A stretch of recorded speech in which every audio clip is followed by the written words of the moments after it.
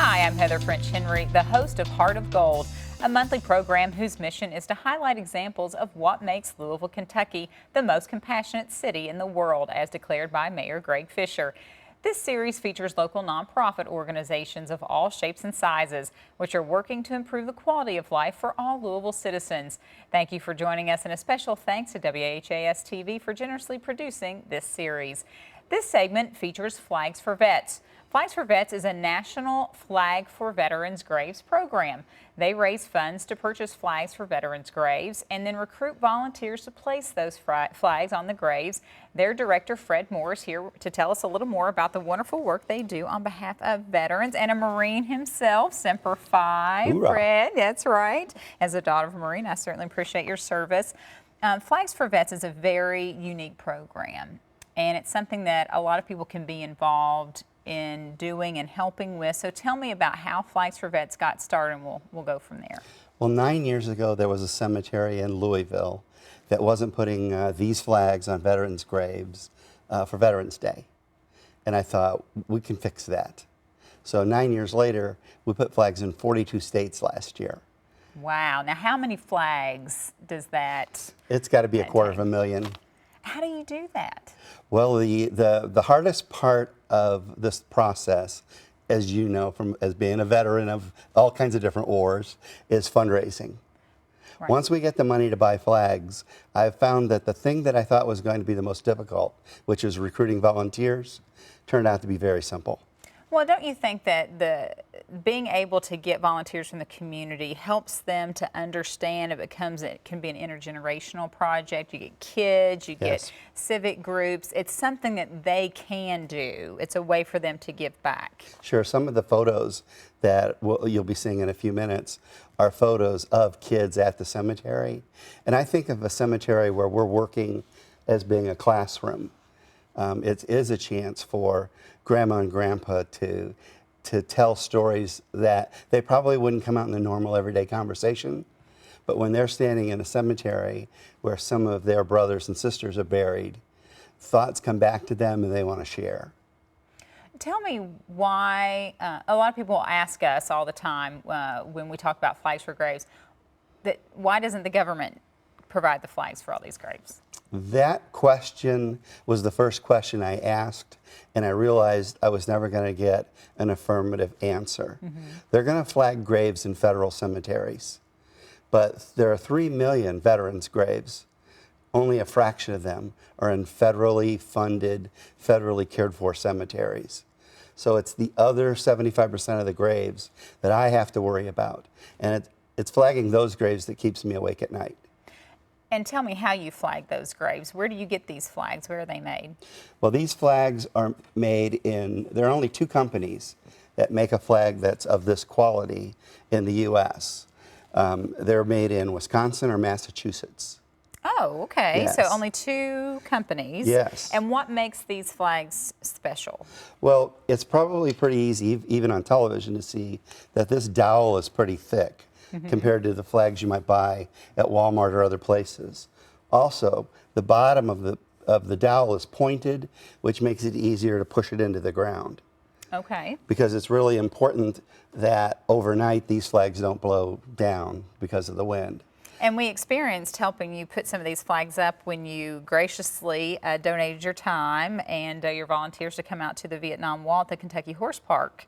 Sure. And we created this wonderful flag field, sort of a healing field, if you will, around the Vietnam Memorial. And these are very strong flags. And we got every single person who was there, either visiting the wall or there for one of our ceremonies, to help place these flags in the ground. And they still talk to that.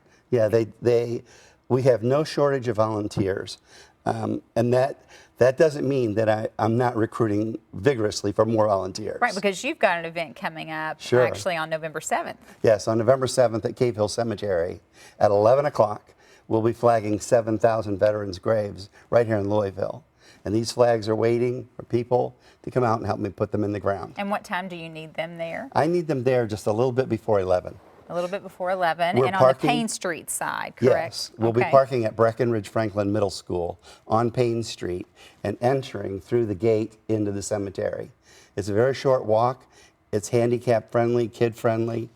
It actually, I guess fun is a difficult word to use, but I see kids having fun putting flags on graves. I think kids really love when there's a mission and a physical activity to go with it. Yes. And I think that's what we found in going through schools and going through the community. When you want to encourage younger generations to learn more about patriotism, if you give them something to do, they enjoy doing that, and they've got the energy to do it. Absolutely, and the knees that can go near the swamp at the cemetery. That is true. That is true. How do you fund getting these flags?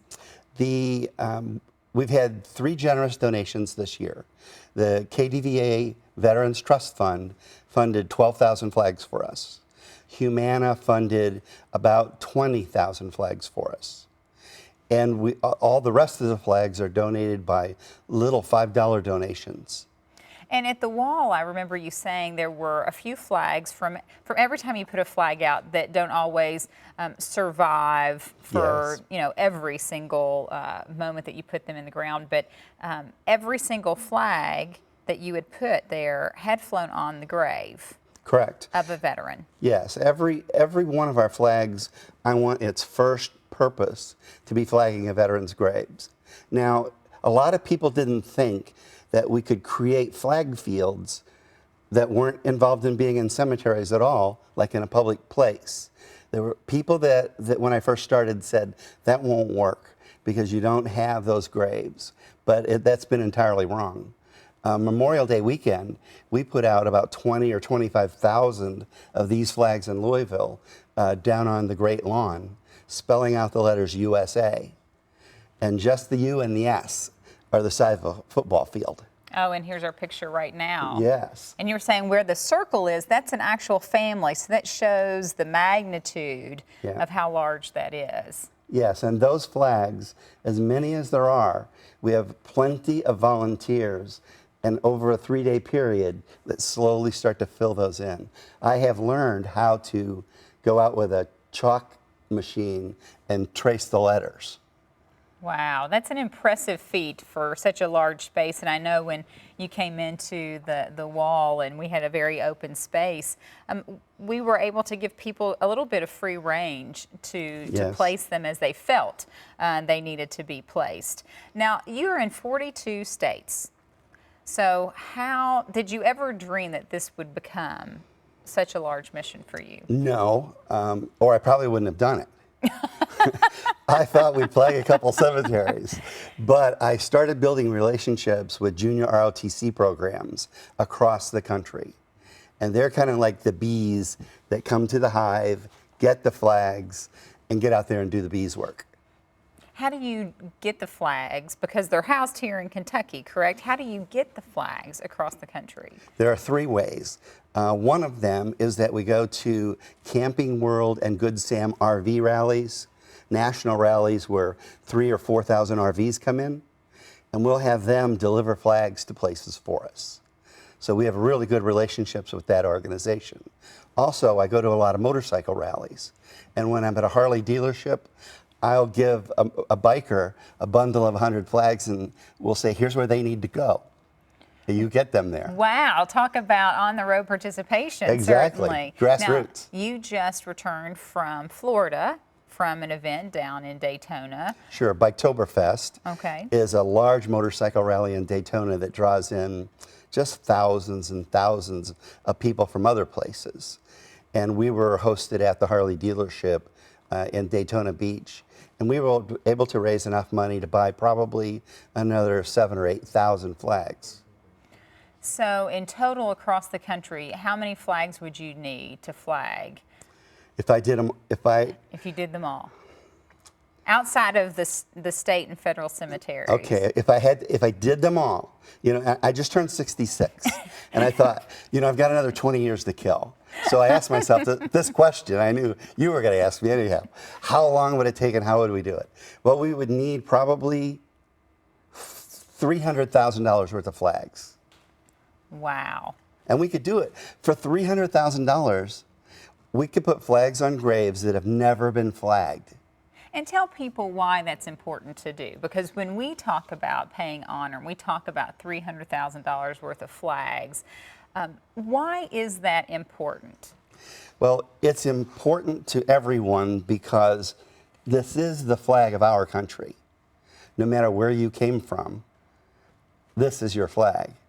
And the people who are in those veterans' graves were committed to protecting this flag and you, no matter what it cost them. If it cost them everything, they would pay that price. And we were talking before the show, just from your position as a veteran, what you did in service, this sort of makes you kind of perfect for this role, because this is a very emotional role that you're in. Sure, I was a medical corpsman with the United States Marine Corps. And in that capacity as a medic, I think I'm still taking care of the troops. That's what we call our forever care, right? Yes, I see myself going until somebody finds me laying sideways in the cemetery holding a flag. So how can people get involved? What about, aside from corporations and people who can give large grants, how can individuals make a difference, even other than volunteering? How can they contribute? Well, our website, which we've had, is pretty well developed now, we've had it for 9 years, is Flags4Vets.com. And that's the number 4 or the word 4. We have both of those names. And you go to that website, take a look at what we're doing. What I want more than money is you to come out and put flags on graves. But if you can put a few dollars down toward that 600,000 flags I need, I'd appreciate it. Because honestly, for even a few dollars, that buys multiple flags. Yes. So the flags are 53 cents each when you buy 20,000 at a time. So a little bit can go a long way. Yes. In fact, too far, because I had 20,000 flags delivered to my house and found out they don't bring them up the driveway. Oh, so you had So to I had to take transport my those. tractor down and haul 20,000 flags up the driveway. That, and I probably think that you're in dire need of a new van too. So I think you could probably take other donations too, other than flags, right? I'd like someone to adopt our 95 Dodge Ram van. and we need a gas gauge. We're just guessing now. Someday I'm not going to get to the cemetery because I'm going to run out of gas. Well, let's think really big and hope that one day that someone will deliver a van to your doorstep along with where your flags are. So Fred, thank you so much for everything that you do. And I really think that one of our major initiatives in spreading the word about patriotism is to allow opportunities for the public and for civilians to get involved. And so many times they want to and they want to make a difference, they just don't know how. And you've provided a way that's interactive, that's intergenerational, and that people can become involved in, because when they get involved, then they become vested in that, and then they start that conversation and they start understanding. Because as I say, it's not a political issue, it's an American issue, and it's our responsibility to take care of those who have served our country, and this is yet one way that we can do that. That's right, and I want to thank WHAS for they've been with us almost from the get-go, maybe from the get-go. And even the guys on these cameras and in this room, they don't think about it, but they're putting flags on graves right now. So they don't get that part of it. They're here doing, public service is real important. We all know that. But every time someone helps me get a flag, that's them putting that flag on a grave. Oh, that's awesome. Thank you so much, Fred, for everything you do. Thank You're you welcome. for your service to our country, and Semper Fi to you. You too. Hoorah. Certainly, that's right, that's right. And to get involved again with Flags for Vets, and if you want to honor the men and women who served our country, made the ultimate sacrifice, feel free to log on to www.flags4vets.com. I'm Heather French Henry, and thank you for joining us for Heart of Gold.